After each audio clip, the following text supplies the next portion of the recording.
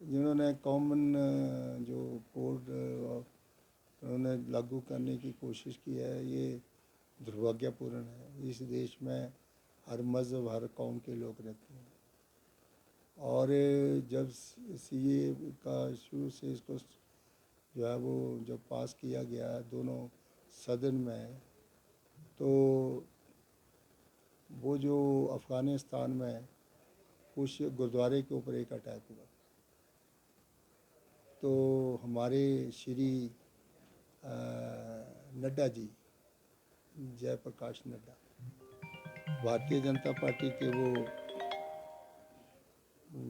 Country के अध्यक्ष हैं, तो उन सरदारों को लेने के लिए गए थे वो एयरपोर्ट के ऊपर। तो 2 सरदार थे, 2 उनकी औरतें थी साथ, और नड्डा साहब ने सिर के ऊपर जो थी वो श्री गुरु गोविंद सिंह का जो हमारी बीड है, मतलब पवित्र बीड जो है, उसको सिर के ऊपर उठाया हुआ था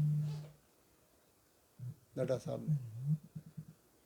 तो जब अफ़गानिस्तान में इस प्रकार लड़ाई झगड़े, वहाँ पर प्रांतीय दंगे हुए, तो वो 2 ही सरदार आए वहाँ से। पता नहीं नड्डा साहब फॉरेन के कितने लोग आए होंगे, पूछ रहा उससे। और तुमने वो गुरु ग्रंथ साहब की भीड़ सिर के ऊपर उठाई हुई थी, पवित्र ग्रंथ, वहाँ से वो लेके आए होंगे पवित्र ग्रंथ को, तो उनके साथ तो फिर काफ़ी लोग आने चाहिए थे बड़े पैमाने पे। उन्होंने नागरिकता लेनी थी तो बड़े पैमाने, तो 2 ही आदमी थे और एक नड्डा था। आप कहते हैं कि 1947 में पाकिस्तान से कुछ हिंदुस्तान के लोग पाकिस्तान में गए, कुछ हिंदू भी गए, कुछ मुसलमान भी गए, कोई बौद्ध भी गई, कोई जैन भी गई, क्रिश्चियंस गए।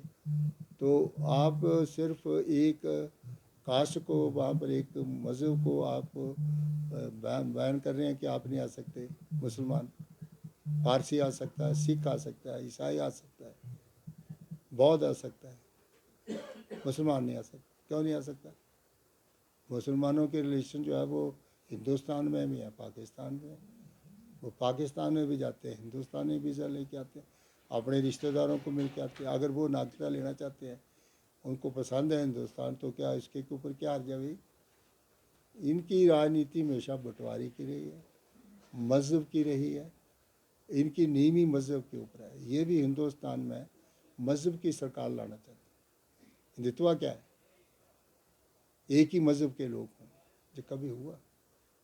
पाकिस्तान में एक ही मज़हब की सरकार बड़ी, थियोक्रेटिक स्टेट। क्या हालत है पाकिस्तान की? कीमतें कहाँ पर हैं? कोई स्टेबल गवर्नमेंट है? क्या ये स्टेबल गवर्नमेंट बना लेंगे हिंदुस्तान में? हिंदू स्टेट अगर बनाना चाहेंगे तो स्टेबल बन जाएगी। फिर उसके बाद कहेंगे कि हिंदू स्टेट तो बन गई, लेकिन हिंदू में भी बंटवारा है, हरिजनों को अलग कर लो, छूते बना दो, ब्राह्मण अलग हो जाओ, राजपूत अलग जाओ, मार्शल कौम में अलग कर दो। There is no end to it. Democracy का कोई जवाब नहीं। हर मज़हब, हर कौम, हर धर्म को मान अदब मिलता है डेमोक्रेसी को। अगर डेमोक्रेसी है, प्रजातंत्र है, जिन्होंने हिंदुस्तान का संविधान बनाया ये उस वक्त पैदा नहीं हुए थे, इन्होंने 55 साल उस संविधान का खाया है, उसी के ऊपर जो बन करके देश को जो है वो चला रहे हैं। संविधान तो वही है, अब इनकी कोशिश संविधान को भी बदलो, अपना संविधान बनाओ, सफरनाइजेशन करो। जो है वो बड़े बड़े इंस्टीट्यूशंस में जो है वो आरएसएस के प्रचारक होने चाहिए, वाइस चांसलर आरएसएस के लगाओ, जजेस आरएसएस के लगाओ, और बड़े बड़े जो इंस्टीट्यूशंस हैं, रिसर्चेस के इंस्टीट्यूशंस हैं, वहाँ पर आरएसएस की भर्ती करो। ये कोई प्रयोगशालाएँ जो हैं, ये किसी जो मज़हब, कौम परस्ती या किसी मज़हब या किसी संप्रदाय के अखाड़े नहीं हैं। जी ज़्यादा इंस्टीट्यूशन एक्सेलेंस, जो कि लोगों के विश्वास के इंस्टीट्यूशन हैं, जिनमें मेरिट के ऊपर लोग लगे। आज नज़र जाइए आपने कितने वाइस चांसलर हैं, कितने चांसलर हैं जो आरएसएस के बैकग्राउंड के हैं। अब एजुकेशन को सफरनाइजेशन करने जा रहे हो। एक ही धर्म के लोगों को आप कहते हैं कि आरएसएस का प्रचार का उसको लगा दो। आरएसएस का प्रचार में कोई हरिजन है, कोई गिरिजन है, कोई ईसाई है, कोई मुसलमान है?